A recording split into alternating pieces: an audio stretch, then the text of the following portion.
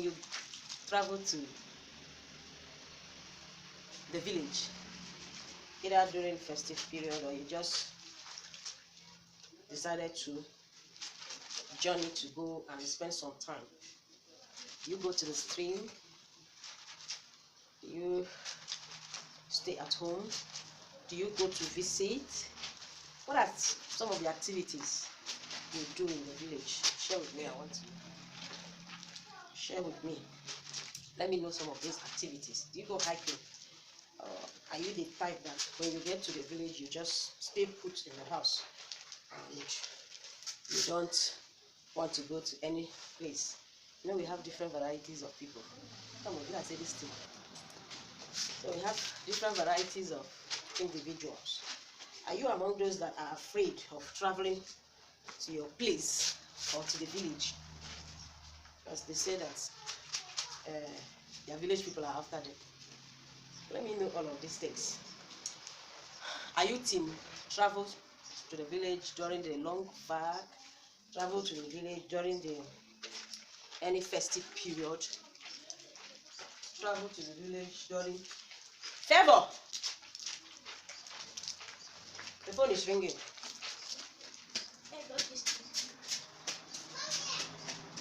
Excuse me. When last did you travel to the village? 1 year, 2 years, 3 years, 5 years, 10 years, 20 years? Are you planning to go? Do you still have anybody in the village house? Or you don't have? Because there are some people that even have people in the village but they don't want to go.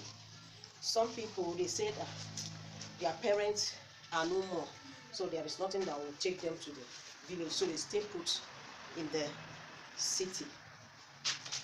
One thing I know is that even the city itself is also somebody or some people's village also. That is some person's place of birth. So the only difference is that the kind of amenities that you get in such places may not be available in your own place. But truth be told, if you are capable of providing some of those things in your village just to make you comfortable, I am in for it. Yes, how are you? I'm in for it. Like digging a borehole, connecting lights. If it is a place that they don't even have electricity, with the invention of solar now, you can make that place conducive. Home is a very beautiful place. My people used to say, wherever you go, home is home. And honestly, home in Africa is actually home. It's my sister-in-law that is peeping at me. She's already tired of me. So, I am of the opinion that if you are capable of doing some of those things you do in town to make you comfortable, it's also good you replicate it at home if you are the type that want to. Because honestly, life in the village is totally different from that in the town. In the town, you have a lot of hustling. But when you come to, go down to your place, when you get down to the village, there is this serenity that one gets to enjoy. There is this calmness that you get to enjoy, away from all of the noise and so many things. There is this, although it doesn't also come without so much work, because honestly, when you come to the village, a lot of work, pack load that you're going to do, So, but that is also the fun of it, making memories. So, that city, my message this morning is that city you are staying and you are enjoying all of those basic amenities. Remember, it's also somebody's village that you have just helped the person to develop. You can make your own village. I'm not talking about your entire village. I mean your compound. Make it a city for yourself, as in a paradise for yourself. Because I know that some people, the reason why they find it difficult to go home or even take their children home, some parents, their children doesn't even know where they are from. They just get to tell them you are from Anambra, you are from Imo, you are from Akwa Ibom, Cross River, Calabar. The child just know, okay, my parents say we are from so and so place, but they don't even know where it is. They don't know where it is. That's why I'm very grateful to my parents. Even though we all were born and raised in the north, but me and my siblings, each and every one of us, go home by ourselves. From that age of 18, any of us can just tell our parents we want to go home, and they are confident we are not going to miss road. And by then, all of this Google map and Google whatever is not. Me, I have not even used that Google map before. So, but confidently and conveniently. So please, let your children know where they are from. Take them home once in a while. You're going to make it like a habit, like depending on you and the distance you are also covering. Maybe once in a year, once in every 2 years, once in 5 years at most. But let them be proud of where they come from. Let them be aware. Had it been my parents who hadn't taken us home, I wouldn't have been able to know most things I know about our culture, our tradition, our adages, our proverbs, and all of that. And again, by the time you get home, don't just sit at a place. Try as much as possible to move around. Joy, say hi. Say hi. Hi. Just move around, get to meet some people, and ask some questions. The same thing. Honestly, my father used to say that traveling is part of education. It also.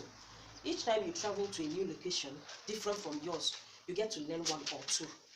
Get to learn one or two. So, make it a point of duty to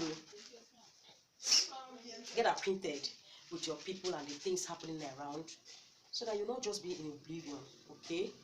Make it comfortable and conducive for yourself, okay? Remember, after developing another man's village, your own is still there. Except, of course, you are team. I don't want to have anything to do with my village. My children are only going to know that they are from so and so place. They are never going to know that place. They are never going to relate with anybody from that place. It's okay. But if you have the mind of letting your children know where you come from, and also letting them be part and parcel of the culture and tradition from such places, then it is very paramount to start bringing those children home to your place. Again, if you are married, it's not only your husband's place that you'll be taking those children, also take them to your own place, because they belong to two places. Yes, their fatherland, their father home, and their mother home, so that they will not be annihilated from one other side of the culture, and that will make it balanced. So that was one of the things my parents actually did for us. I was lucky enough to meet my grandparents from both sides, right? So I know what it means to be amidst all these elderly and aged people. A lot of wisdom comes with it, and you get to learn a lot of things. So I learned a lot of things, like the adages I get to say in my from my place, how some of the things are done, or most of the things. Yes, I get to swim in the streams, and because of that, each time we are to go home, I'm always looking forward to going to the stream to swim, even if we had water. In those days, we never had borehole in my place until recently. So each time we travel home, we always go to the stream. They call it travel. We go, and for the fun of it, swimming is part of exercise, right? If you don't know, I'm telling you now. So we go, we swim, but not until we have fetched some amount of water that we'll need at home. So if we have to go like 5 times, the 4th time we would have filled everything. On the 5th one, our grandparents and our parents already know that we are going to stay longer than necessary, because we're going to swim and play all the whole games in the river and all of that. Sometimes I used to wonder, I say, this generation, what they call it, Gen Z, what is it that they have enjoyed? I don't know the games, apart from all these iPad games and all of that. Did you play with sand? Did you have to eat sand? I remember while growing up, my where I come from the east, Jesus Christ of Nazareth.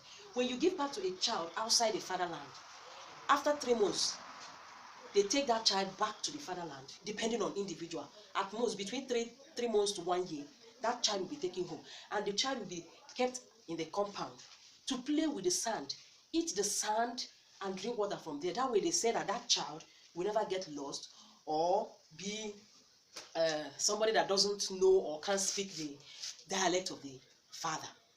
And it works for them.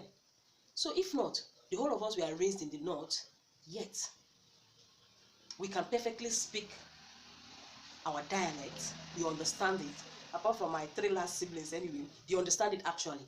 but to communicate with the dialect, we look like a baby that is learning how to talk. But they understand every single thing you say. So, but for them to flow very well, they will have to answer you in English, except of course you have to force them. So it means that that communication is going to be very slow. But you speak to them in that dialect, they understand everything, provided they are going to respond to you. But now they are much better. They are. So I played with sand. I did all of this village building of house with palm fruits. I mean palm fronds. Yes, you play with this empty tomato, tin tomatoes. You play with it. Bottle covers. We use it as plates. The tin tomatoes, we use it as pots. We got married. We bear children. You know, most of these things we see our parents do.